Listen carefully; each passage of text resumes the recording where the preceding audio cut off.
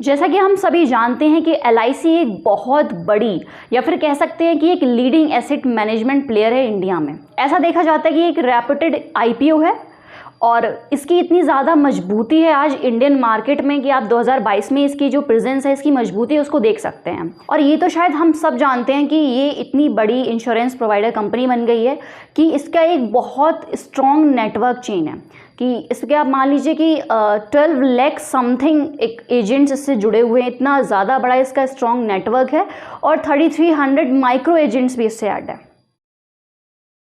अगर हम इसके स्ट्रेंथ की बात करें तो इसका इतना ज़्यादा मैसिव रीच है कि अगर आप इसका कंपैरिजन करें किसी अदर एजेंट कंपनी से तो ये उससे 7.2 टाइम्स ज़्यादा है, यानी कि इतने गुना 7.2 टाइम्स उससे ज़्यादा गुना बेटर है। और ये कंपनी जैसा कि हम जानते हैं कि बिगेस्ट इंश्योरेंस प्रोवाइडर कंपनी है और इसका ये second biggest company insurer provide करता है इंडिया में और इसका 71% शेयर है रूरल रीजन्स में। इसका लो कॉस्ट रेशियो अगर हम दूसरे पेयर्स ऑफ इंडस्ट्री से इसका कंपैरिजन करें और साथ में जो डिविडेंड्स हैं उस पर काफ़ी ज़्यादा रिटर्न आपको मिलता है और जो पॉलिसी होल्डर्स हैं उनको बहुत ज़्यादा बोनस मिलता है इसमें। एलआईसी का हेडक्वार्टर मुंबई में है। इसके टोटल 8 जोनल ऑफिसेज हैं, 113 डिविजनल ऑफिसेज हैं, 2048 कंप्यूटराइज्ड ब्रांचेज हैं, 1408 सैटेलाइट ऑफिसेज हैं और it has approx 15.4 lakhs direct agents हैं, 342 कॉरपोरेट एजेंट्स हैं, 114 ब्रोकर्स हैं, 42 टाइड बैंक्स हैं, नंबर ऑफ एम्प्लॉयज़ 1,14,000 हैं, number of policy holders 29 crore हैं। तो जैसा कि आप देख सकते हैं कि एलआईसी का नेटवर्क इतना ज़्यादा बड़ा है। चलिए अब बात कर लेते हैं कि कंपनी के टॉप 5 सेलिंग इंडिविजुअल प्रोडक्ट्स क्या हैं first half of the fiscal year 2022 के। तो इनका जीवन लाभ स्कीम में इनकी सेल्स जो है वो 22.32% बढ़ गई है और न्यू इंडोमेंट प्लान में इनकी सेल्स जो है वो 18.5% तक इंक्रीज़ हो गई है। न्यू जीवन आनंद प्लान में ये सेल्स 9% तक बढ़ गई है। आधार स्तंभ में ये सेल्स 8.5% तक बढ़ गई है और आधार शिला में ये सेल बढ़कर 7% हो गई है। ये कुछ कंपनी है जिनका लार्ज स्टेक है कंपनीज का इंडिया में, जैसे कि 49.24% इडवी बैंक में है, 45.24% आपका एलआईसी हाउसिंग फाइनेंस में है, 45% LIC mutual fund asset management में है। अगर बात करें हम ऑब्जेक्टिव एलआईसी आईपीओ का क्या है, तो जैसे कि हम सभी जानते हैं कि एलआईसी एक गवर्नमेंट ओन्ड कंपनी है और उसका मेन मोटिव ये होगा कि गवर्नमेंट का कम से कम इन्वेस्टमेंट हो, यानी कि डिसइन्वेस्टमेंट हो गवर्नमेंट का, और इसके लिए गवर्नमेंट मार्केट से पैसा उठा रही है एलआईसी 5% शेयर बेचकर ऑफर फॉर सेल के जरिए। अगर आप सोच रहे हैं इसमें इन्वेस्ट करना पैसा, तो इसके बारे में आपको डिटेल में जानकारी होनी चाहिए, आपको डिटेल्स की पता होनी चाहिए। तो जो प्राइस बैंड है एलआईसी आईपीओ का, उन्होंने डिसाइड किया है अप्रॉक्स 2000 से लेके 21,000 पर share. At the same time यहाँ पर क्या है कि लॉट साइज बना है 7 शेयर्स का या फिर उसके मल्टीपल का। तो इन्वेस्टर्स से रिक्वायर्ड है कि वो कम से कम उन्हें एक लॉट तो खरीदना पड़ेगा, यानी कि उनको खरीदना पड़ेगा इन्वेस्ट करने के लिए। कंपनी ने प्लान किया है कि वो 65,000 करोड़ में अपना ऑफर फॉर सेल को रेज करेंगे। Listing and allotment of LIC IPO की अगर हम बात करें तो ट्रेडिंग दोनों जगह पे होगी, यानी कि नेशनल स्टॉक एक्सचेंज और बॉम्बे स्टॉक एक्सचेंज। लेकिन जो इसकी ऑफिशियल डेट है उसको अभी तक डिक्लेयर नहीं किया गया है। According to LIC DRHP, company ने ये एक अनाउंस किया है कि वो अपने एम्प्लॉयज़ को एक रिजर्वेशन पार्ट देंगे, maximum 5% of the total issue. और साथ ही साथ मैं आपको बता दूं कि एलआईसी ने अपने पॉलिसी होल्डर्स को ये अनाउंस किया है कि वो उनको कुछ डिस्काउंट प्रोवाइड करेंगे और साथ में वो रिजर्वेशन प्रोवाइड करेंगे कम से कम 10% of the total issue size, ताकि वो इनकरेज हो पाए इन्वेस्ट करने के लिए। जो भी पॉलिसी होल्डर्स इंटरेस्टेड हैं तो सबसे पहले तो उनको ये एडवाइस किया जाता है कि वो अपना पैन इस पॉलिसी से लिंक करवा लें। दूसरा ये कि वो अपना एक डीमैट अकाउंट खुलवा लें। तो जैसा कि हम सभी जानते हैं कि अभी मार्केट का हाल क्या है, रशिया यूक्रेन वॉर की वजह से अब क्या हो रहा है कि हमें दोबारा रीथिंक कर रहे हैं या फिर एक थिंकिंग आ रहा है कि इसकी डेट क्या है एलआईसी आईपीओ की। तो जो एलआईसी आईपीओ की डेट है अभी अनाउंस नहीं की गई है, अभी उसका इंतज़ार है, लेकिन इसको सेबी से अप्रूवल मिल गया है।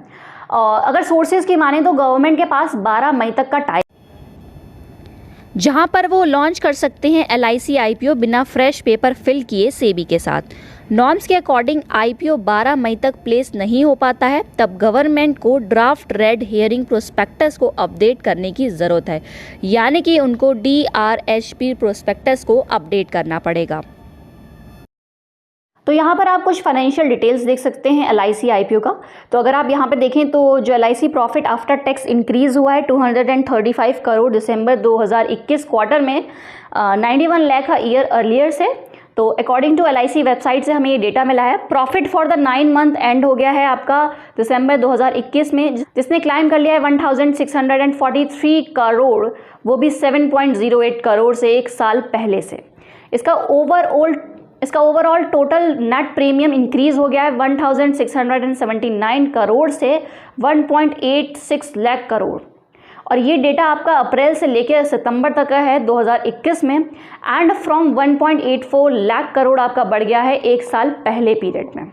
चलिए अब बात कर लेते हैं कि कौन कौन से लीड मैनेजर्स हैं LIC IPO के। तो lead managers of this IPO हैं वो SBI caps, Axis capital, Kotak Mahindra capital, Goldman Sachs, Citigroup, JP Morgan, JM financial, Nomura, ICICI securities and bank of America securities. जैसा कि हम सभी जानते हैं कि LIC एक largest life insurance policy provider है कंट्री में, जिसका नेट प्रॉफिट 2974.1 करोड़ है।